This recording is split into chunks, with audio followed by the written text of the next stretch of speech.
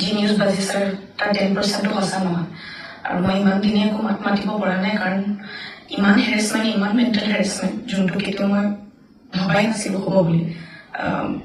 সেইখিনি মই পাৰ কৰিব লগা হৈছে মেণ্টেলি প্ৰস্তুত নাছিলোঁ কোনো ধৰণৰ কথা ক'বলৈ বা কিবা ষ্টেটমেণ্ট দিবলৈ সেইটো কাৰণে 7 দিন মই যেনে কটালোঁ কিন্তু এতিয়া জোখতকৈ বহুত বেছি অপপ্ৰচাৰ চলিছে বহুত ধৰণে মোক সামোৰ খুৱাইছে বিভিন্ন ক্ষেত্ৰত ন্যায়ালয়ে মোক দোষী কৰাৰ আগতে নিউজ মিডিয়াই মোক দোষী কৰি মোক এতিয়ালৈকে ফাঁচি দিছে মোক অলৰেডি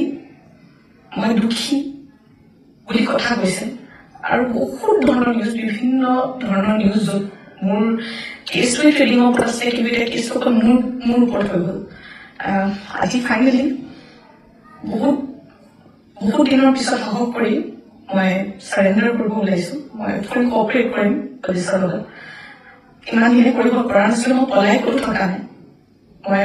লুকাই আছিলোঁ অকণমান মই পৰা নাছিলোঁ সহ্য কৰিবলৈ ইমান সহজ নহয় নিউজ এটা শুনি থকা বা নিউজ এটা কৰি থাকিলে যি মন যায় তাকে কৈ আছে কোনো ধৰণৰ তথ্য নোহোৱাকৈ কথা কৈ আছে মই ভাবিছিলোঁ ইমানখিনি কেতিয়াও নিউজ মিডিয়াই নকৰে ইমান তথ্য নথকাকৈ ইমান নিউজ নবজায় কিন্তু আজি নিউজৰ মিডিয়াৰ ফলত মই আজি দোষী গোটেই মানুহৰ আগত মোৰ মোৰ মা দেউতাৰ মোৰ পৰিয়াল গোটেইবোৰ উলংঘ হৈছে আৰু এতিয়া আৰু ধৈৰ্য ধৰিব পৰা নাই চবৰে এটা সীমা থাকে সেইটো কাৰণে আজি মই চাৰেণ্ডাৰ কৰিম আৰু মোৰ বিশ্বাস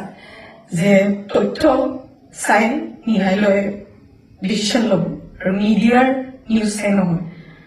চ' আজি মই চাৰেণ্ডাৰ কৰিম আৰু মই ফুল কোঅপাৰেট কৰিম পুলিচৰ লগত আৰু মোৰ বিশ্বাস যে যদি মোৰ সত্য হয় মোৰ কোনো ধৰণৰ শাস্তি নহয়